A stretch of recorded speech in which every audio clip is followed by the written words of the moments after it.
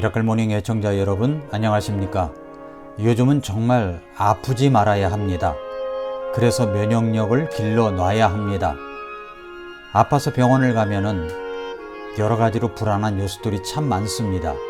코로나가 아니고 다른 병으로 인해서 병원을 갔는데 열이 나면 코로나 의심 증상이 있기 때문에 여러 가지로 받아주는 병원들이 많지 않습니다. 아마도 코로나 의심이 있기 때문입니다. 혹시나 코로나에 걸려서 이 세상을 떠난다면 가족들과 생이별을 해야 합니다. 장례식도 제대로 치르지를 못합니다. 그러므로 요즘은 아프지 말아야 합니다. 운동 열심히 하시고 또 면역력을 길러 가시는 애청자 여러분들이 되시기를 바랍니다. 이 코로나 사태로 인하여 많은 것을 생각해 볼 수 있겠지만 특별히 인생이란 도대체 무엇인가를 한번 생각해 봤으면 좋겠습니다. 인생이란 무엇입니까? 그렇게 인생이란 무엇인가를 알고 인생의 허무함, 헛됨을 이야기하는 솔로몬의 이야기를 한번 들어보십시오. 전도서 1장 2절부터 보면은 선포자가 이르되 헛되고 헛되며 헛되고 헛되니 모든 것이 헛되도다. 사람이 해 아래에서 행하는 자기의 모든 수고에서 무슨 유익을 얻으리요? 한 세대는 가고 또 다른 세대가 오되 땅은 영원히 있도다. 또 해는 뜨고 해는 져서 자기 처소 곧 자기가 떴던 곳으로 속히 돌아가고 바람은 남쪽으로 가다가 북쪽으로 돌이키며 계속해서 빙빙 돌다가 자기의 순한 회로에 따라 되돌아가고 모든 강은 바다로 흐르되 여전히 바다를 채우지 못하며 강들은 자기들이 나오는 곳으로 거기로 되돌아가느니라 말씀했습니다. 인생이라는 것은 정말 헛되고 헛되며 헛되고 헛되니 모든 것이 헛되구나 라는 사실을 많은 사람들이 느끼는 바라고 생각이 됩니다. 인생의 모든 희노애락을 느껴봤던 솔로몬이 인생 말년에 인생이란 도대체 무엇인가를 이야기했는 책이 전도서입니다. 정말이지 요즘처럼 헛되구나 라고 느껴지는 때가 없었던 것 같습니다. 인생이란 무엇일까요? 어렸을 적에는 몇 번이나 자면 어른이 될까라는 생각이 많이 있었습니다. 20살 군대에 다녀오면 어른이 될 것처럼 생각이 들었습니다. 그런데 김광석이 서른쯤에라는 노래를 불렀죠. 서른쯤의 노랫말을 보니까 머물러 있는 청춘인 줄 알았는데 비어가는 내 가슴 속엔 더 아무것도 찾을 수 없네 라는 가사에서 나와 있듯이 그렇게 30대에는 모든 것이 이별하며 살아가는 것이라고 철학적 생각할 겨를도 없이 아이들과 씨름하며 집안 살림, 직장일을 해야만 하는 시간으로 마흔을 맞이합니다. 양희은의 노래 가운데 내 나이 40살에는 라는 가사처럼 아플 수도 없고 아파서도 안 되는 그런 나이를 맞아 이제 젊음은 끝이구나 라고 생각하면서 나를 두려움에 몰아넣는가 싶더니 벌써 50살이 됩니다. 김형경이라고 하는 소설가가 오래전에 신문에 이런 글을 실은 적이 있습니다. 인게부르크 바하만의 30세를 읽은 영향인지 내가 젊었던 시절 또래 여성들은 30살이 되는 것을 두려워했다. 30살 이후에도 시를 쓸 수 있을까? 35살에도 음악의 아름다움을 느낄 수 있을까 궁금해했다. 당신은 30살이 넘으면 노처녀로 분류되는 분위기여서 29살 가을에 서둘러 결혼하는 친구도 있었다. 그 시기에 주변 남자들은 나이에 대한 자의식 따위는 없는 듯 보였다. 좀 더 살아보니 남자들은 40살이 되자 아우성치기 시작했다. 40살을 넘기는 지인 남성들은 화난 듯 큰 소리로 말했다. 내가 40살이라니. 자다가도 벌떡 일어나게 돼. 40살이 되었다는 사실을 받아들일 수가 없어. 따옴표 안의 문장은 내가 들었던 그대로이다. 그제야 나이에 대한 자의식에도 남녀 간의 차이가 있음을 알게 되었다. 그것이 신체 변화에 대한 감각 차이에서 비롯된다는 것도 이해되었다. 여자들은 자기 몸이 20대에 가장 아름답다는 것을 알고 있고 남자들은 40살을 넘기면서 신체적 능력이 예전 같지 않다는 것을 느끼게 된다. 이런 글귀가 있었습니다. 50살이 되어서 쉰쯤에 떠나가는 젊음을 붙들어 보려고 이런저런 노력을 하다가 젊음을 확인하고 싶은 남모르는 노력을 하기도 하고 바뀐 세대로 위로는 부모님을, 아래로는 자녀들을 돌보며 양육하며 지내느라고 시집장가 보내면서 이제는 예순을 바라봅니다. 천상병 시인의 신살즈음에라는 시가 있습니다. 이 시가 그렇게 마음에 와서 닿았습니다. 왜냐하면 제가 이 즈음을 지났기 때문에 더욱더 마음에 와 닿는지도 모릅니다. 늙어가는 것이 서러운 게 아니라 아무것도 한 것이 없는 게 더 서럽다. 내 나이 50살, 그 절반은 잠을 잤고 그 절반은 노동을 했으며 그 절반은 술을 마셨고 그 절반은 사랑을 했다. 어느 밤 뒤척이다 일어나 내 신사를 반추하며 거꾸로 세어본다. 50, 49, 48, 47. 아직 절반도 못 세웠는데 왠지 눈물이 난다. 중년은 많은 색깔을 갖고 있는 나이이다. 하얀 눈이 내리는 가운데서도 분홍 추억이 생각나고 초록이 싱그러운 계절에도 회색의 고독을 그릴 수 있다. 그래서 중년은 눈으로만 보는 것이 아니라 가슴으로도 본다. 중년은 많은 눈물을 가지고 있는 나이이다. 어느 가슴 아픈 사연이라도 모두 내 사연이 되어버리고 훈훈한 정이 오가는 감동 어린 현장엔 함께하는 착각을 한다. 그래서 중년은 눈으로만 우는 것이 아니라 가슴으로도 운다. 중년은 새로운 꿈들을 꾸고 사는 나이이다. 나 자신의 소중했던 꿈들은 뿌연 안개처럼 사라져가고 남편과 아내 그리고 자식들에 대한 꿈들로 가득해진다. 그래서 중년은 눈으로 꿈을 꾸고 가슴으로 잊어가며 산다. 중년은 여자는 남자가 되고 남자는 여자가 되는 나이이다. 마주보며 살아온 사이 상대방의 성격은 내 성격이 되었고 서로 자리를 비우면 불편하고 불안한 또 다른 내가 되어버렸다. 그래서 중년은 눈으로 흘기면서도 가슴으로 이해하며 산다.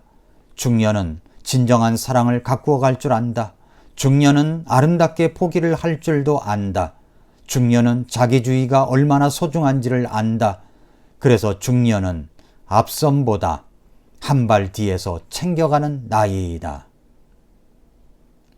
마음에 와 닿으십니까? 이 시의 내용 속에서 늙어가는 것이 서러운 것이 아니라 아무것도 한 것이 없는 것처럼 보여서 서러운 나이가 50즈음입니다. 예순이 되면 어떤지 아십니까?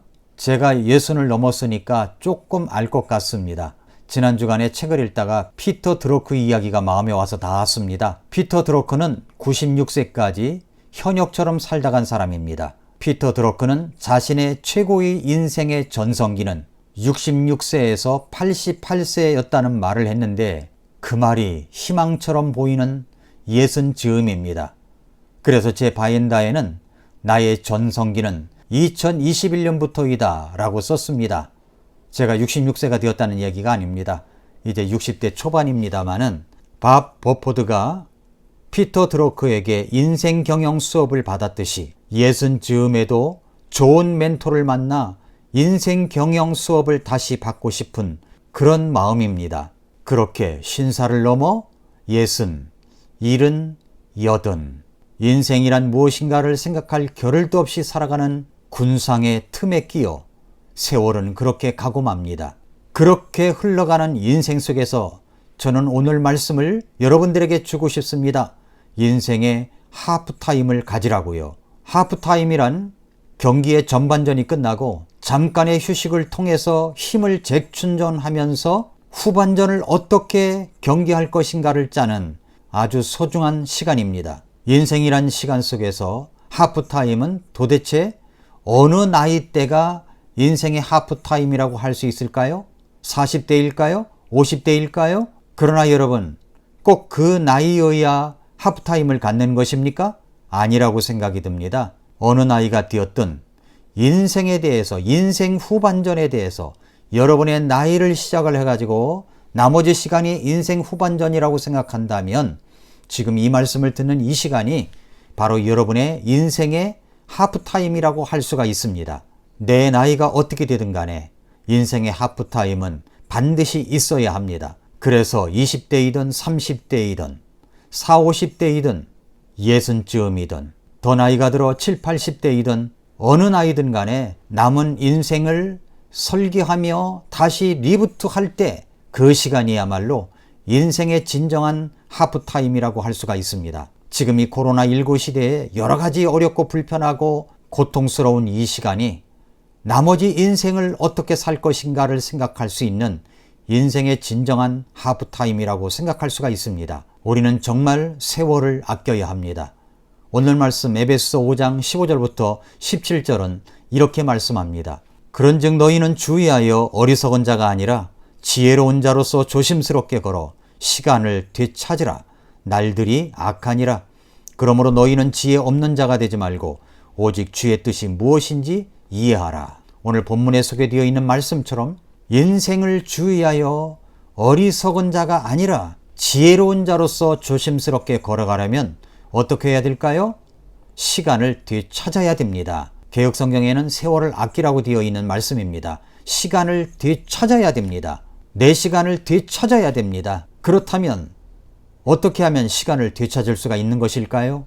미켈란젤로의 제자들이 스승을 찾아와서 이렇게 물었습니다. 선생님, 다비드상 같은 그런 멋진 작품을 어떻게 하면 창조할 수가 있습니까? 그 질문에 미켈란젤로는 기막힌 대답을 합니다.